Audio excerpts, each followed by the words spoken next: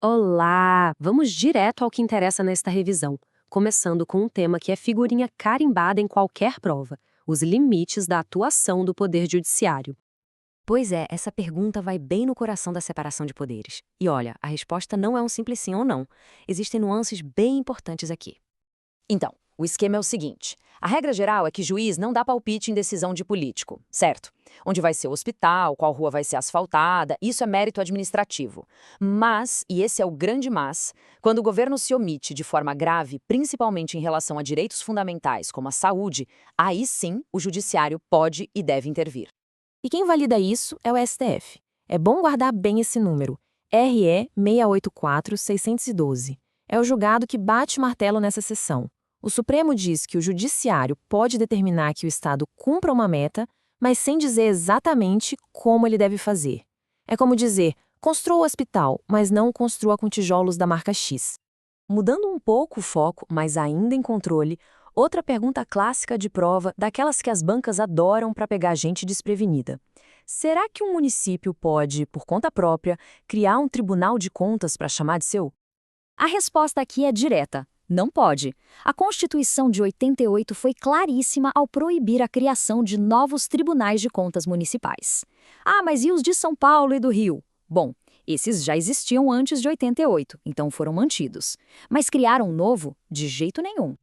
Ok, vamos virar a página para um assunto que está despencando em prova: a nova Lei de Licitações, a Lei 14.133 de 2021. Olha só que importante essa tabela. É crucial não confundir as coisas. De um lado, as modalidades de licitação, pregão, concorrência, etc. Do outro, os procedimentos auxiliares.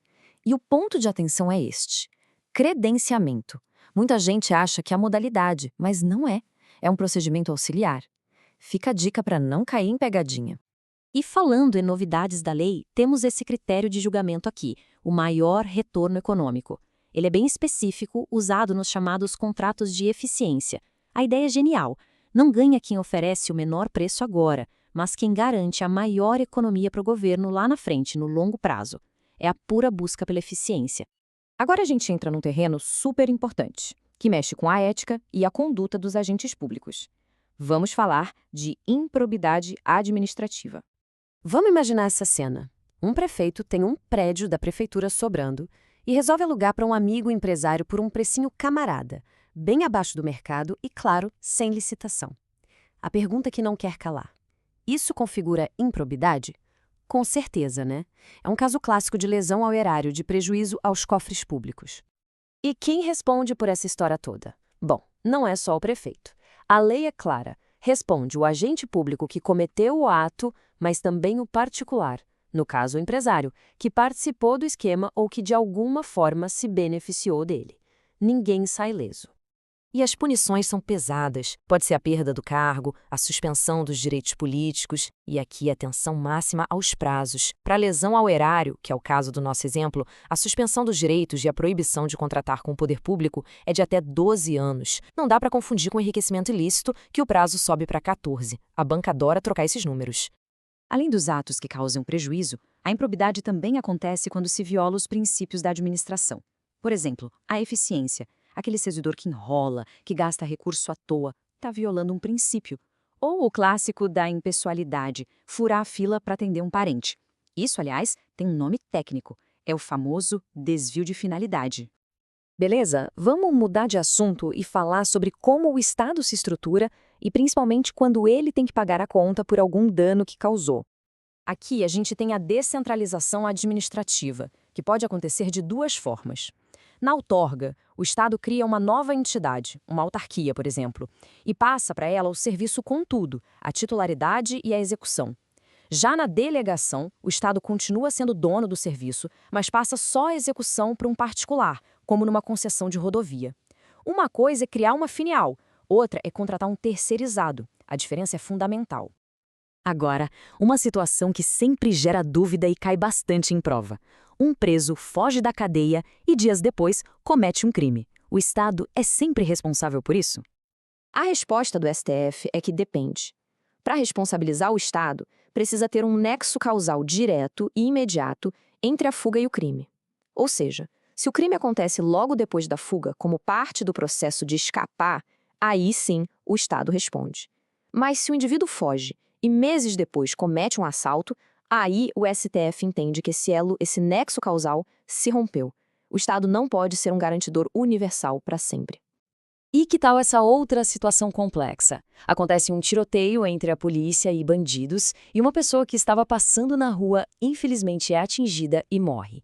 A perícia não consegue dizer se a bala partiu da arma de um policial ou de um criminoso. E aí, o Estado se livra da responsabilidade? Negativo. O STF, num julgamento recente, o RE 1385315, decidiu que a perícia inconclusiva não serve para absolver o Estado. O ônus da prova é invertido. É o Estado que tem que provar que não foi ele, provar que a culpa foi exclusiva de um terceiro, por exemplo. Se não conseguir, a responsabilidade de indenizar a família da vítima permanece.